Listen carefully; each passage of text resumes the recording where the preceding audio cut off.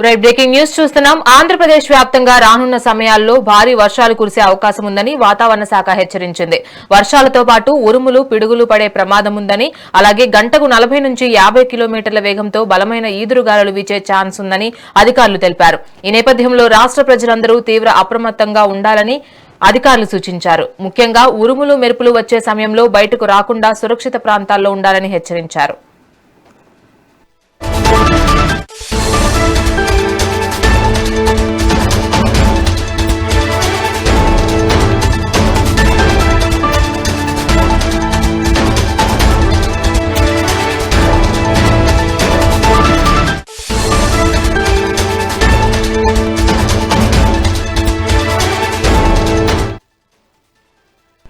ఆంధ్రప్రదేశ్ వ్యాప్తంగా రానున్న సమయాల్లో భారీ వర్షాలు కురిసే అవకాశం ఉందని వాతావరణ శాఖ హెచ్చరించింది. వర్షాలతో పాటు ఉరుములు పిడుగులు పడే అవకాశం ఉందని, అలాగే గంటకు 40 నుంచి 50 కిలోమీటర్ల వేగంతో బలమైన ఈదురుగాలులు వీచే ఛాన్స్ ఉందని అధికారులు తెలిపారు. ఈ నేపథ్యంలో రాష్ట్ర ప్రజలందరూ అప్రమత్తంగా ఉండాలని అధికారులు సూచించారు. ముఖ్యంగా ఉరుములు మెరుపులు వచ్చే సమయంలో బయటకు రాకుండా సురక్షిత ప్రాంతాల్లో ఉండాలని హెచ్చరించారు. ఇదే అంశానికి సంబంధించి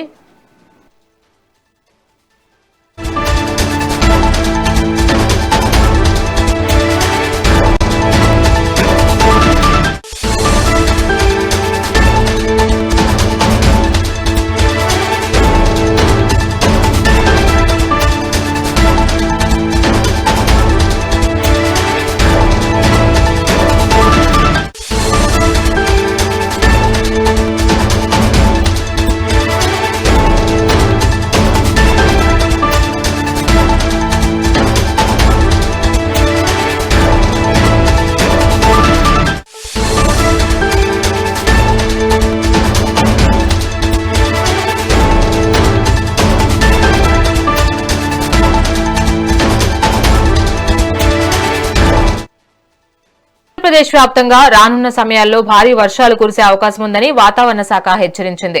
వర్షాలతో పాటు ఉరుములు అలాగే పిడుగులు కూడా పడే ప్రమాదం ఉందని, అలాగే గంటకు 40 నుంచి 50 కిలోమీటర్ల వేగంతో బలమైన ఈదురుగాలులు వీచే అవకాశం ఉందని అధికారులు తెలిపారు. ఈ నేపథ్యంలో రాష్ట్ర ప్రజలందరూ తీవ్ర అప్రమత్తంగా ఉండాలని అధికారులు సూచించారు. ముఖ్యంగా ఉరుములు మెరుపులు వచ్చే సమయంలో బయటకు రాకుండా సురక్షిత ప్రాంతాల్లో ఉండాలని హెచ్చరించారు.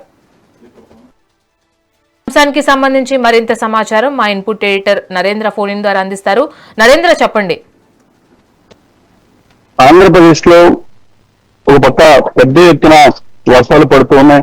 ముఖ్యంగా ఏదైతే రాష్ట్ర వ్యాప్తంగా ఇప్పుడున్నటువంటి పరిస్థితుల్లో జిల్లాల వారీగా ఉన్నటువంటి పరిస్థితుల మీద ఎప్పటికప్పుడు విపత్తు నిర్వహణ శాఖ అధికారులు సమీక్షలు నిర్వహిస్తూ ఉన్నారు. ఒక పక్క పూర్తి స్థాయిలో కూడా జిల్లాల వారీగా ఉన్నటువంటి పరిస్థితులు, ఎంతెంత వర్షపాతం నమోదవుతుంది, ప్రస్తుతం ఏ జిల్లాలో ఎలాంటి పరిస్థితి అనే దాని మీద కూడా విపత్తు నిర్వహణ శాఖ అధికారులు ఎప్పటికప్పుడు సమీక్షలు నిర్వహించుకుంటున్నారు. జిల్లాల వారీగా పడుతున్నటువంటి ఏదైతే వర్షాలకు సంబంధించి కూడా ప్రజలంతా కూడా అప్రమత్తంగా ఉండాలి. ముఖ్యంగా కోస్తాంధ్ర జిల్లాల్లో అక్కడక్కడ పిడుగులతో కూడినటువంటి తేలికపాటి నుంచి మోస్తరు వర్షాలు, రాయలసీమ జిల్లాలో కొన్ని చోట్ల తేలికపాటి వర్షాలు కురిసేటువంటి అవకాశం ఉందంటూ కూడా అధికారులు చెప్తూ ఉన్నారు.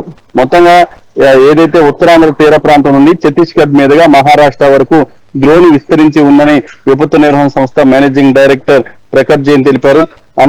ఏదైతే అంతర్గత కర్ణాటక నుంచి రాయలసీమ, తమిళనాడు మీదుగా ఆ ప్రాంతం అంతా కూడా మరొక ద్రోణి విస్తరించి ఉంది. దీని ప్రభావంతో మరో 2 రోజులు మేఘావృతమైనటువంటి వాతావరణంతో పాటు చెదురుమదురుగా మోస్తారు నుంచి భారీ వర్షాలు కురిచేటువంటి అవకాశం ఉందంటూ కూడా అధికారులు చెప్తున్నారు. ఈదురుగాలు కూడా పెద్ద ఎత్తున వీచేటువంటి అవకాశం ఉంది కాబట్టి ప్రజలంతా కూడా అప్రమత్తంగా ఉండాలి. ముఖ్యంగా సోమవారం కోస్తాంధ్ర జిల్లాలో అక్కడక్కడ పిడుగులతో కూడినటువంటి తేలికపాటి నుంచి మోస్తరు వర్షాలు, రాయలసీమ జిల్లాలో కొన్ని చోట్ల తేలికపాటి వర్షాలు కురిసే అవకాశం ఉన్నట్టు అధికారులు చెప్తూ ఉన్నారు. ముఖ్యంగా మంగళవారం కూడా శ్రీకాకుళం, విజయనగరం, మన్యం, పోలవరం, కాకినాడ, కోనసీమ, తూర్పుగోదావరి, పశ్చిమ గోదావరి, ఏలూరు, ఎన్టీఆర్ జిల్లాల్లో అక్కడక్కడ పిడుగులతో కూడిన తేలికపాటి నుంచి మోస్తరు వర్షాలు, మిగతా జిల్లాల్లో కొన్ని చోట్ల తేలికపాటి వర్షాలు కురిసేటువంటి అవకాశం ఉందంటూ కూడా అధికారులు చెప్తున్నారు. మొత్తంగా ఆదివారం సాయంత్రం 4 గంటల వరకు ఉన్నటువంటి సమాచారం మేరకు ఏదైతే మంగళగిరిలో 68.2 మిల్లీమీటర్ల వర్షపాతం నమోదైంది. మొత్తం ఏదైతే విజయనగరం గాని, గుంటూరు గాని, దాంతోపాటు తాడేపల్లి గాని, కౌలూరు గాని, బాపట్ల జిల్లాలో కూడా దగ్గర 39 మిల్లీమీటర్ల చొప్పున వర్షపాతం నమోదైంది.